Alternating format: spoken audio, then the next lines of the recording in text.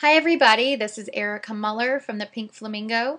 Today I'm going to be taking you through a quick little tutorial on how to use VRBO to check on bookings for houses that you might be interested in buying as a vacation rental, as well as checking on rates that the house could possibly bring in for you. So let's go ahead and head over to VRBO right now. And we're going to want to go ahead and click on Florida.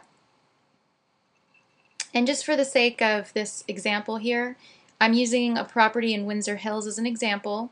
It's 2703 Manistee Lane, and this property is selling for $344,000, and it's a 4-4 in Windsor Hills. Pretty popular community in Kissimmee, so we're going to go ahead and use this one.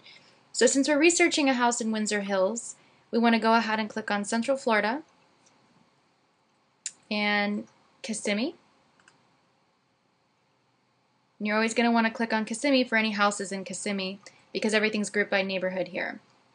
So you can see here how VRBO groups everything by neighborhood down here. Well, Windsor Hills is right here at the top, so let's go ahead and click on it. And what it's done now is bring up a list of all the houses for rent by owner in Windsor Hills that are being advertised on VRBO.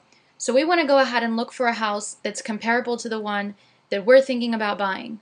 So we want to go right where it tells you the bedrooms and bathrooms, and we want to find the 4-4 model that we're looking at right here, this exact same house, and see what it's doing on VRBO. So I'm going to scroll down until I find one. I see these are all 6 bedrooms and 5 bedrooms. We're going to keep scrolling down until we see one that's like ours, and then we're going to click on it.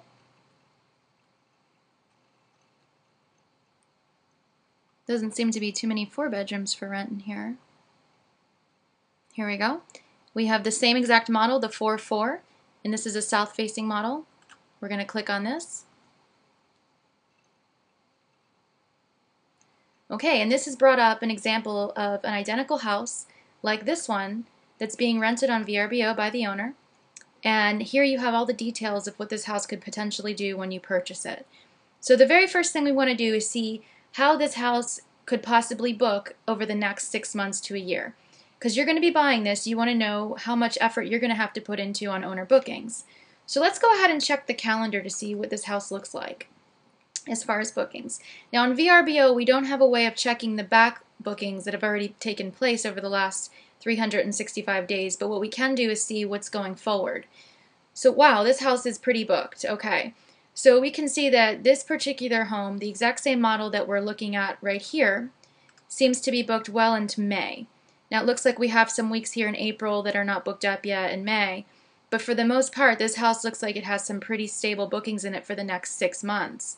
So I would have to say that a home like this, if you can see it right here on VRBO, would be a solid rental investment with looking at the kind of bookings it's doing already. Now I don't know how many of these are property management bookings and how many of these are owner bookings, but either way it's doing pretty well. Now here you have June, July, and August.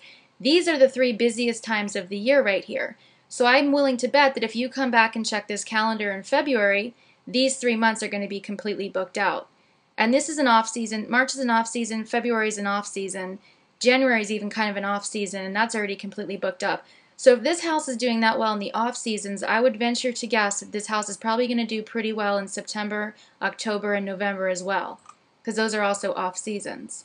So that's how we check the booking calendar on VRBO for a similar house. Now what we want to do is see what kind of rates are these owners getting for this home. If you're looking at a similar one, that's going to be important. So go ahead right here and click on Rate Details, and it's going to take you down to the bottom and tell you the rates. So it shows here they're charging $25 a day to their guests for pool heat, which is pretty standard. And then here you have all your rates. So we have on a low season, it's getting about $1,200 a week, and on the peak season, it's getting about $1,500 per week. Now here's what I want to show you.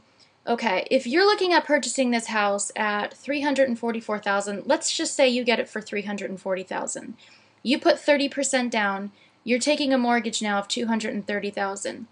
I added here a 30-year term with a 7% interest rate, plus $850 a month just for homeowners association, taxes, and management fees. You're looking at about $1,500 a month here to own this house.